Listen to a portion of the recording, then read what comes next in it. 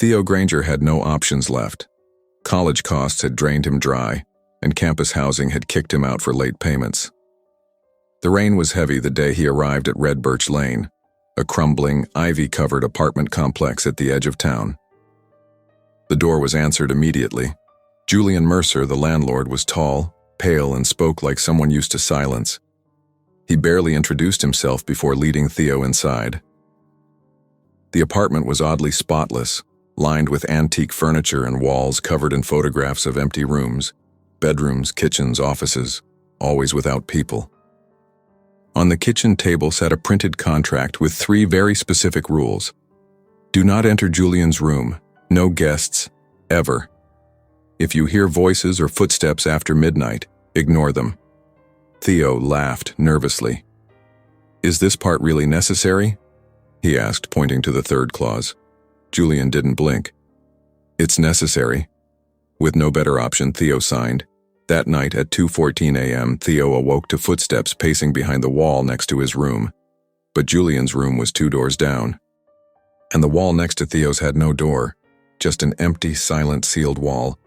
Then a whisper from behind the drywall. Did you sign it too? Over the next few days, Theo tried to normalize his new life. Julian kept to himself, barely speaking outside of offering tea or food once every other day. He never asked questions, never intruded. But every night, at exactly 2:14 a.m., the sounds returned.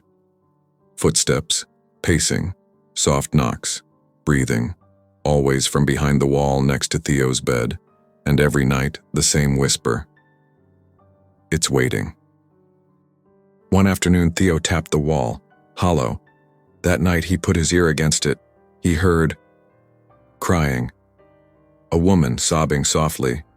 When he asked Julian the next morning if someone had lived here before him, Julian stared for a moment and replied, not anymore. Theo began digging. He searched property records. Julian Mercer had lived at the same address for over 20 years. The lease had changed hands dozens of times, but all tenants vanished from documentation after a few months. No move-out records, no complaints, just silence.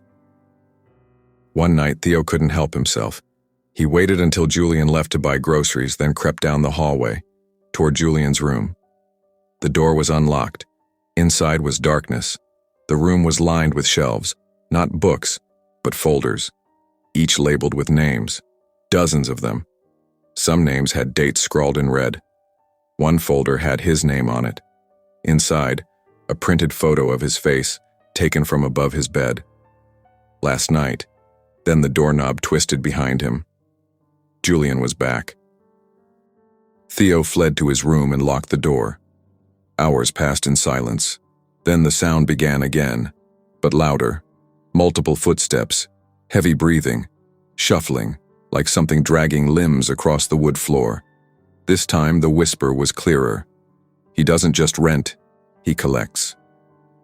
Terrified, Theo pushed his bed aside and began pounding on the mysterious wall. To his shock, it echoed differently now. Hollow, almost paper-thin.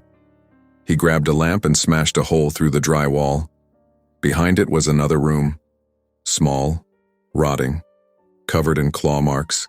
A mattress sat in the corner, stained and reeking, and crouched in the far shadow was a person. A woman, emaciated, eyes wide, whispering, "Don't let him seal you in. Once he knows you disobeyed, the contract lets him do anything." Theo helped the woman out.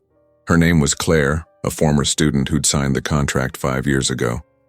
Everyone hears the voices. You try to follow the rules, but they change. They test you. Julian didn't return that night, or the next. Theo went to the police.